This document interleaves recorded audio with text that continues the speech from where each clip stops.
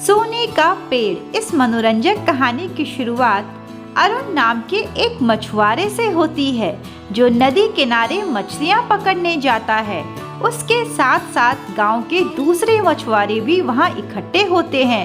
एक के बाद एक, कोई बाल्टी भर तो कोई जाल भर के खूब सारी मछलियां पकड़ते हैं। दूसरी तरफ अरुण का जाल फट जाता है और एक एक करके सारी मछलियां जाल से बाहर आ जाती है। अरुण बड़ा ही उदास हो जाता है। तभी उसके मछुआरे दोस्त बोलते हैं, अरे ये देखो भाई, कितनी बढ़िया बढ़िया सिंघाड़ा, रोहू और कितनी अच्छी मछलियां मिली है। आज तो खूब ही अच्छी बिक्री होगी। दूसरी तरफ बेचारा अरुण आसपास पे लकड़ियों की डंडियों को इकट्ठा करके एक जाला बनाता है और उस जाले को नदी में डालता है। बहुत देर तक खूब सारे प्रयास करने के बाद भी एक भी मछली उसके हाथ नहीं आती। तभी वह सोचता है, चलो कोई बात नहीं, बाजार जाकर देखता हूँ। जैसे ही अरुण बाजार आता है, उसके मछुआरे दोस्त खूब ही अच्छी बिक्री कर रहे होते हैं। उनके पास तो ग्राहकों की लाइन लगी होती है। सिंघाड़ा, रोहू और दूसरी मछलियाँ खूब ही अच्छे दाम मिलते हैं। दूसरी तरफ बेचारा अरुण एक सब्जी वाले के पास जाता है। वह देखता है उसके पास एक तरफ सूखी सब्जियां हैं। तभी सब्जी वाला भी सोचता है, अरे इस बाजार में भला सूखी सब्जी कौन खरीदेगा। वह अरुण से कहता है, अरे कोई बात नहीं भाई, मैं तुम्हें आधे दामों में ये सूखी सब्जियां दे दूंगा। अरुण कहता है, ठीक है भाई, पर अभी मेरे पास नगद पैसे नहीं हैं, इसे उधारी में रख देना। सब्जी वाला कहता है, ठीक है, पर जल्दी ही चुका देना। अरुण सूखी सब्जियां लेकर घर आता है। जैसे ही पत्नी सूखी सब्जियों को देखती है, बहुत गुस्सा होती है। अरे ये क्या ले आए, मैंने सोचा था ताज़ी नई सब्जियां लेकर आओगे, घर में तो चावल भी नहीं है। सोचा था जब तुम पैसे लेकर आओगे तो सब्जी और चावल बनाऊंगी। अब तुम ही बताओ कि क्या बनाऊं, एक काम तुमसे नहीं होता। हे भगवान, क्या सोचा था और क्या हो गया। शादी के समय तो कहा था ये कर दूंगा, वो कर दूंगा, ये दिला दूंगा, वो दिला दूंगा, पर अब देखो कुछ भी नहीं है। हे भगवान, मेरी तो किस्मत ही फूट गई है। ऐसा कह के पत्नी बहुत गुस्सा हो जाती है और कमरे में चली जाती है। बेचारा अरुण उदास होकर दूसरे दिन भी अपने काम पर निकलता है। वह लकड़ी के डंडियों से बने हुए जाल को नदी में फेंकता है। जैसे तैसे सुबह से शाम हो जाती है, एक भी मछली हाथ नहीं आती।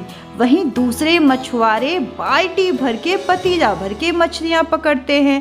अरुण सोचता है, हे भगवान, कुछ तो दया करो। तभी अचानक अरुण के जाल में कुछ भारी महसूस होता है और जब वह जाल को ऊपर खींचता है तो एक मछली होती है। अरुण सोचता है, अरे वाह, आज जब घर जाकर भाग्यवान को ये मछली दूंगा तो कितनी खुश हो जाएगी, मेरे लिए गर्मा गर्म मछली और चावल बनाएगी। आहा हा हा, सोच के ही मुंह में पानी आ गया। पर उसी समय एक बुजुर्ग महिला उसके पास आती है और अरुण से कहती है, बेटा मुझे ये मछली दे दो, मैंने बड़े दिनों से कुछ भी नहीं खाया, तुम तो इस मछली को फिर से जाल में पकड़ सकते हो।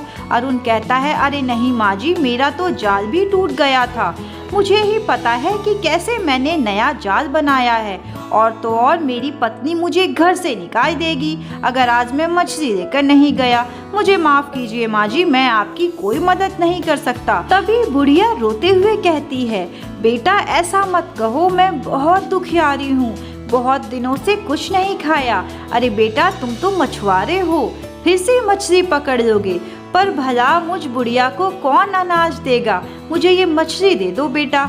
अरुण को बुढ़िया की बातों पर तरस आ जाता है और वह पकड़ी हुई मछली को बुढ़िया को दे देता है। बुढ़िया बड़ी ही खुश होती है और बदले में उसे एक छोटा सा पौधा देती है। वह कहती है, इसे अपने आंगन के पीछे लगा देना, मेरा आशीर्वाद है कि तुम अपनी पत्नी के साथ एक सुख और संपन्नता का जीवन व्यतीत करोगे। फिर वह चली जाती है। इधर बेचारा अरुण मुंह लटका कर घर वापस आता है। पत्नी उसके हाथों में कुछ भी ना देखकर बड़ा गुस्सा हो जाती है। अरे ये क्या, ये पौधा, ये कहाँ से लेकर आए। तभी अरुण कहता है, भाग्यवान एक बुजुर्ग महिला ने मुझे ये पौधा दिया और मैंने बदले में उन्हें अपनी मछली दे दी। वह बेहद असहाय लग रही थी, भूखी और कमजोर। पत्नी तो आग बबूला हो जाती है। अरे वाह वाह वाह वाह वाह, घर में खाने को एक अनाज नहीं और तुम्हें तो दान दक्षिणा की पड़ी हुई है। ऐसा कहकर वह चली जाती है। बेचारा अरुण उस पौधे को अपने आंगन के पीछे वाले हिस्से में लगाता है और सोने के लिए चला जाता है। पत्नी तो उसकी तरफ देखती भी नहीं। जैसे ही अगली सुबह वह उठता है तो उस पौधे में से सोने के फल निकल आते हैं। वह अपनी पत्नी को बुलाता है, भाग्यवान, अरे ओ भाग्यवान, ये देखो भाग्यवान, मुझे तो विश्वास नहीं हो रहा, सोने के पपीते और सोने के बैंगन निकले हैं। पत्नी की भी आंखें चकाचौंध हो जाती है। वह कहता है, देखा भाग्यवान, उस मछली ने क्या चमत्कार किया। इसलिए हमेशा ईश्वर पर विश्वास रखना चाहिए। वह हमेशा परीक्षा देता है, जैसे उस बूढ़ी दादी ने मेरी ली। पत्नी को अपनी गलतियों का एहसास होता है। वह हाथ जोड़कर अपने पति से माफी मांगती है। मुझे माफ कर दीजिए, मैंने आपको बहुत बुरा भला बोला, आपको खरी खोटी सुनाई, फिर भी आपने ईश्वर पर विश्वास रखा और मुझसे इतनी अच्छी तरह से पेश आए। तभी अरुण कहता है, अरे भाग्यवान, तुम मेरी पत्नी हो, इस घर की लक्ष्मी हो। उस दिन के बाद से अरुण हर रोज सोने का एक फल तोड़ता है, पपीता या बैंगन।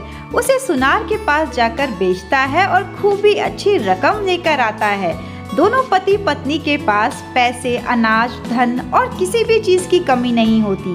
वे सुख और शांति के साथ अपना जीवन व्यतीत करते हैं। So I hope you enjoyed this beautiful story. Don't forget to share and subscribe. Thank you for watching.